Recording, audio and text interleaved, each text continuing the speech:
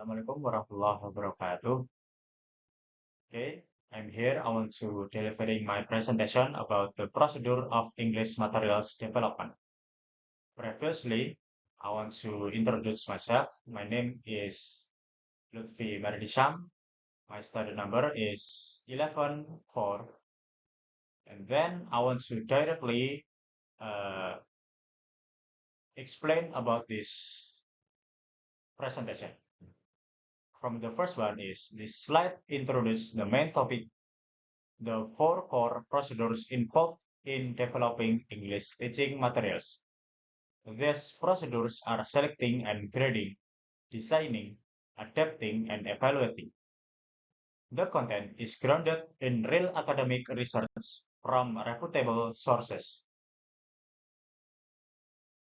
Next, to overview four procedures of materials development. This slide provides a roadmap. Each procedure plays a distinct role. Selecting and grading ensures the right materials are chosen and sequenced appropriately. Designing involves building new resources when existing ones are insufficient. Adapting is about tailoring materials to fit real classroom dynamics. Evaluating checks whether materials achieve their intended impact, especially regarding cultural appropriateness. And these slides, selecting and grading theoretical background, explains the theory behind selecting and grading materials. Selection must consider learners' current level, their academic goals, and the curriculum. Gradations means sequencing content from easy to hard so students build skills incrementally. Kuehne-Schwarz model evaluates whether materials support learning outcomes and teacher development. The study at Najran University examined how well materials for a general English course were chosen and sequenced. Next, selecting and grading method and results. The research used both numbers and words to get a full picture. The results were negative. The materials failed because they ignored students' real academic needs. The lesson here is that selection and grading must be done carefully, not arbitrarily. Teachers should follow a structured process that starts with understanding who the learners are and what they need to achieve. Next, designing theoretical background. Designing new materials works best when materials are contextualized, tailor the local setting, the PPP model, presentation, practice, and production, is a common structure for course books.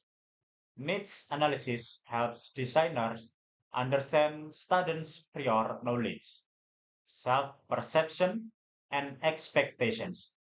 The Indonesian study aimed to create a course book with local content that fit the national 2013 curriculum.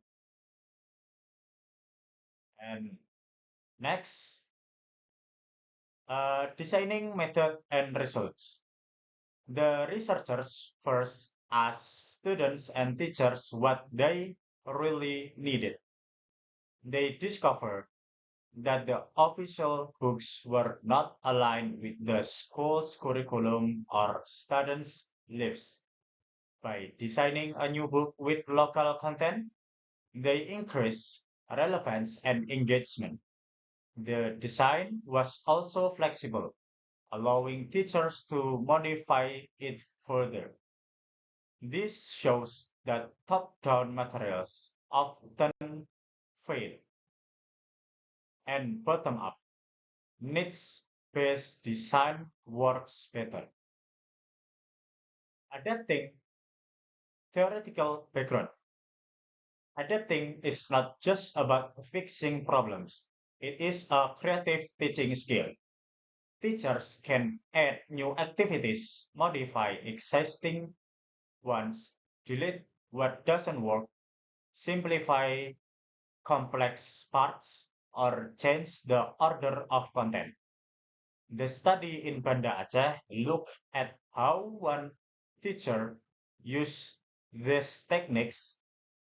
It also notes challenges like time pressure and lack of training.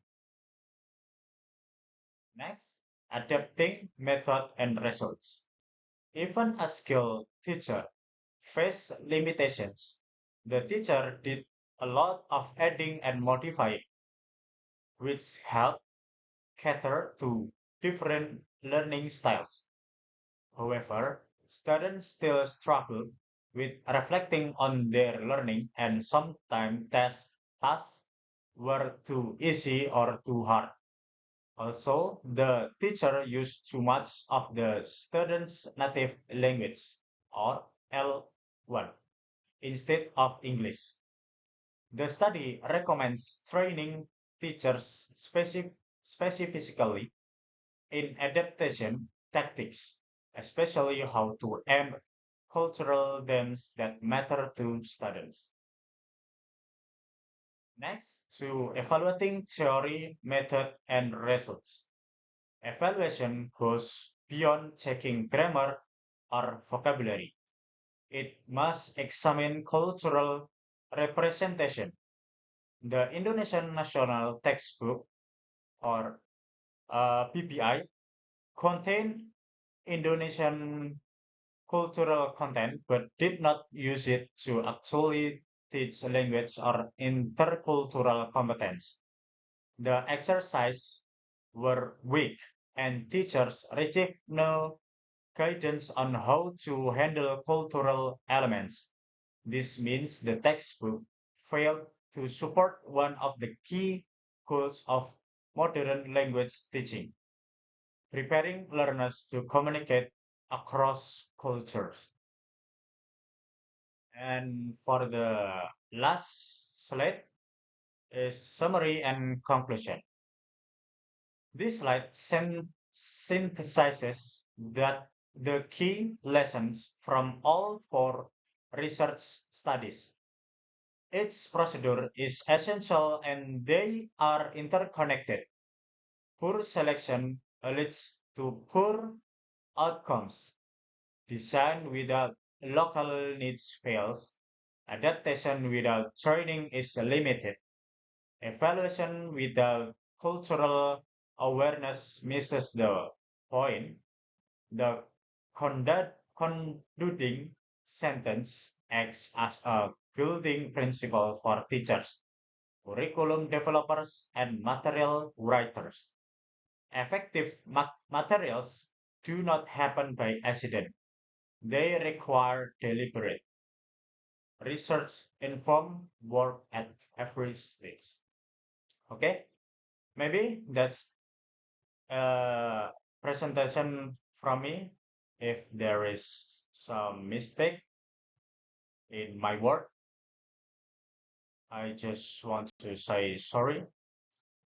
Assalamualaikum warahmatullahi wabarakatuh.